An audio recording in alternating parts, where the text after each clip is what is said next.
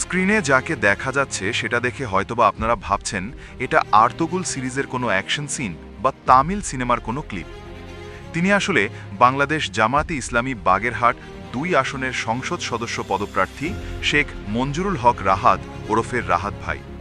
তিনি অন্যায়ের বিরুদ্ধে শক্ত অবস্থানের জন্য সবার প্রিয় পাত্র হয়ে উঠেছেন। তিনি ছাত্র জীবন থেকেই প্রতিবাদী আদর্শে আদর্শিত হন।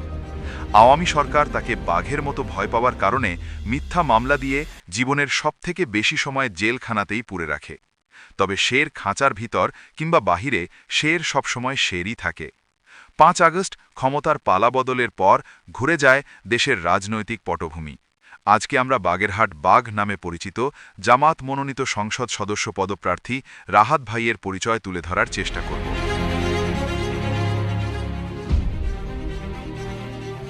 তিনি বাংলাদেশ জামাতে ইসলামীর জেলা কমিটির শুরা কর্মপরিষদের সদস্য। এর আগে তিনি ছাত্র শিবিরের জেলা সেক্রেটারি হিসেবে দায়িত্ব পালন করেন। তার বাবা মুক্তার আলী বাংলাদেশ সেনাবাহিনীতে সার্জেন্ট হিসেবে কাজ করেছেন। বর্তমানে তিনি অবসরপ্রাপ্ত। মঞ্জুরুল হক রাহাত সরকারি পিসি কলেজ থেকে ব্যবসা শাখায় বিকম ডিগ্রি অর্জন করেন। অধ্যয়নরত অবস্থায় তিনি ছাত্র অধিকার নিয়ে কথা বলা শুরু করেন।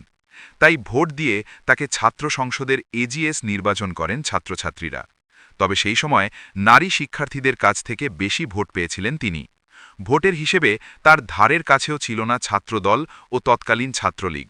রক কাটা তো দূরের কথা, রক চিহ্নিত করা ধারে কাছেও ছাত্র শিবির নেই। এটা একটা সম্পূর্ণ প্রোপাগান্ডা। এই নির্বাচন সবকটি বাংলাদেশে বিতর্কিত নির্বাচন হয়েছে। জুলাইয়ে যুব সমাজ কিন্তু দেশটাকে রক্ষা করেছে। বাগেরহাট ২ আসন মূলত সদর ও কচুয়া উপজেলা নিয়ে গঠিত।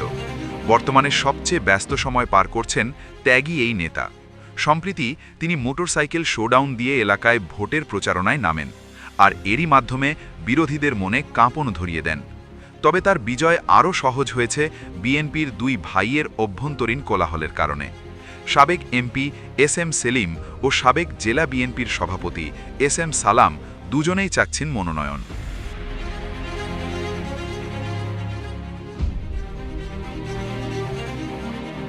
মনোনয়ন পাওয়াকে কেন্দ্র করে সংঘর্ষ বা ১৪৪ ধারা পর্যন্ত জারি করা হয়েছিল। তাদের কোন্দল প্রকাশ্যে আসায় জনপ্রিয়তার তুঙ্গে উঠছেন জামাতের এই নেতা।